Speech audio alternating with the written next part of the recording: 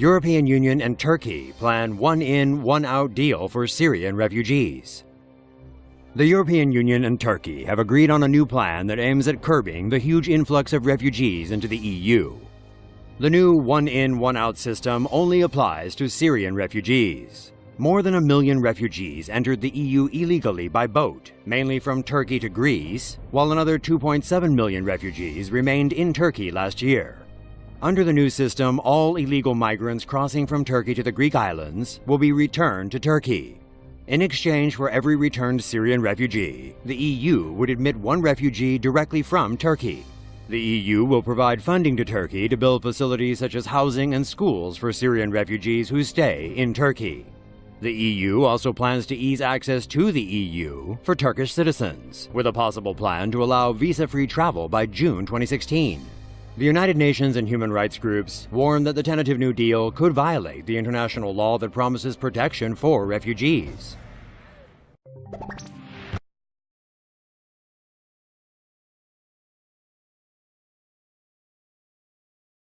Об одной из угроз — это ИГИЛ.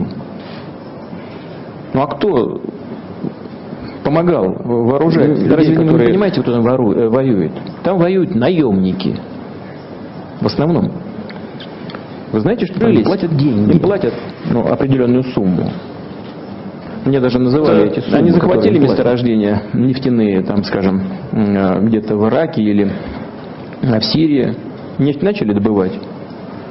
У них эту нефть покупают, транспортируют, продают. Почему санкции не накладывают на всех, кто это делает? А что, разве Соединенные Штаты не знают, кто это делает? Это разве не их союзники этим занимаются?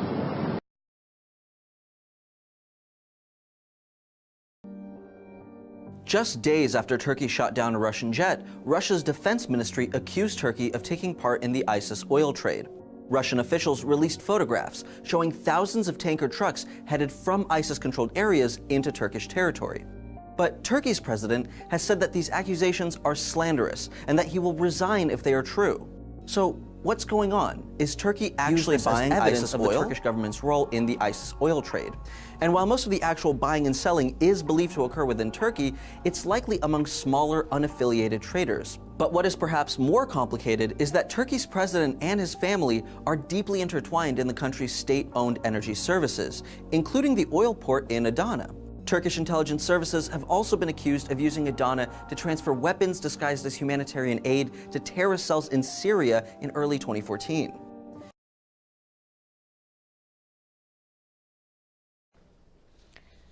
Well, the Syrian army says neighbouring Turkey has recently stepped up its arms supplies to terrorists in Syria.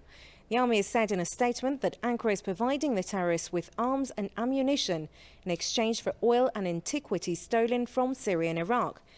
It also accused the Turkish government of using humanitarian convoys as a cover to transfer weapons to anti-Damascus militants. Turkey has been accused of aiding ISIL terrorists and other extremist groups in Syria. Ankara's role in the crisis hit the headlines after it shot down a Russian military plane which was bombing terrorists in Syria.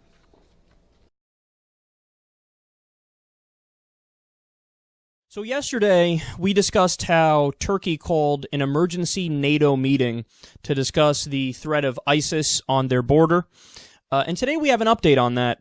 So the massive irony of the meeting was that the Turkish president, Tayyip Erdogan, was feigning concern about ISIS to the international community, but meanwhile, he's bombing the Kurds.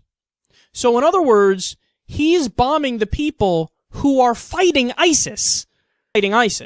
Because in his mind, he says, my number one enemy are the Kurds. The chorus of those slamming the planned deal between the EU and Turkey is getting louder, and the leader of the UK Independence Party, Nigel Farage, has become the latest to brand Ankara's demands as blackmail. The historic error made by Chancellor Merkel last year by saying all can come has led directly to this mess. And now we're being blackmailed by Turkey. By blackmail, the UKIP leader means the high price Ankara wants for stemming the flow of refugees to the EU. The side so far agreed that for each illegal migrant sent back to Turkey, the bloc will take one Syrian refugee from Turkish camps. Other demands are proving harder to agree.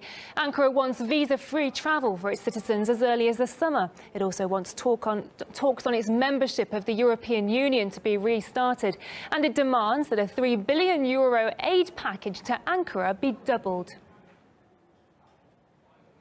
And Nigel Farage is not alone in his thoughts. The message that the EU has surrendered to Turkey's blackmail over migrants has been repeatedly expressed by the media and by some politicians.